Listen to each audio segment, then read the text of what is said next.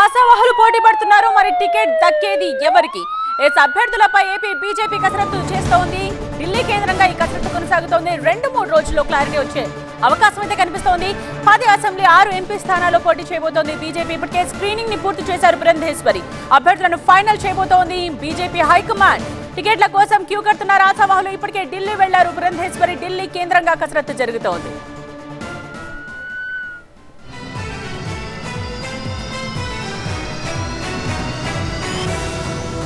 మా ప్రతినిధి క్రాంతి సిద్ధంగా ఉన్నారు లైవ్ లో మరిన్ని డీటెయిల్స్ తో. క్రాంతి, 2-3 రోజుల్లో క్లారిటీ వచ్చే అవకాశం ఉన్నట్టుగా తెలుస్తోంది. సో కసరత్ ఏ విధంగా సాగుతోంది? స్క్రీనింగ్ అయితే కంప్లీట్ అయిందని తెలుస్తోంది. బీజేపీ హైకమాండ్ ఆలోచన ఏ విధంగా ఉంది?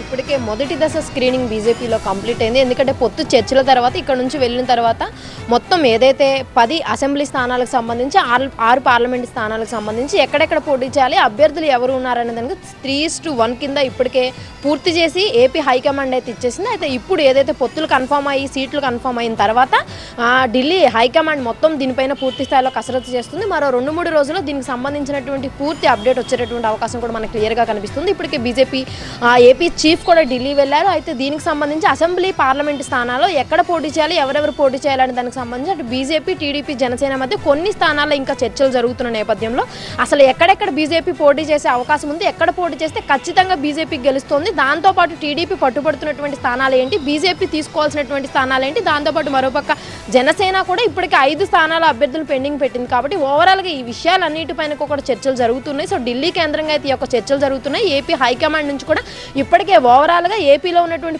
పరిస్థితులు ఎవరెవరు అనౌన్స్ చేశారు, ఎక్కడెక్కడ ఏం జరుగుతుందని దానికి సంబంధించి పూర్తి స్థాయిలో రివ్యూ కూడా ఇవ్వడం జరిగింది. దాంతోపాటు బీజేపీ ఇప్పటికే 6 ఎంపీ స్థానాల్లో కీలకమైనటువంటి నేతలందరూ కూడా పోటీ చేయడానికి ప్రయత్నాలు చేస్తున్నారు. బీజేపీకి సంబంధించి ఆశావాహులందరూ కూడా క్యూ కడుతున్నటువంటి పరిస్థితి. మరో పక్కన ఇప్పటికే సీనియర్ నేతలైనటువంటి విష్ణువర్ధన్ రెడ్డి, జీవేలి వీళ్ళందరూ కూడా బీజేపీ సంబంధించి ఒక వర్గం తీవ్రస్థాయిలో అసంతృప్తి వ్యక్తం చేస్తున్నారు. కొంతమందికి టికెట్లు లేవు అని చెప్పి హైకమాండ్ నుంచి కొంతవరకు సూచనలు వస్తున్న నేపథ్యంలో తమకు టికెట్ ఇవ్వాలి అని చెప్పి కూడా పట్టుబడుతున్నారు. మరో పక్కన బీజేపీ హైకమాండ్ ఈసారి ప్రత్యామ్నాయంగా ఖచ్చితంగా కొత్త వ్యక్తుల పేరును కూడా పరిశీలిస్తున్నటువంటి పరిస్థితి కనిపిస్తూ ఉంది.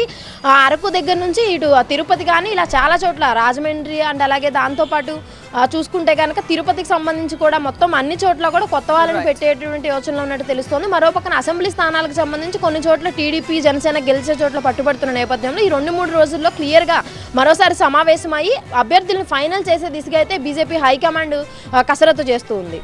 రైట్ క్రాంతి.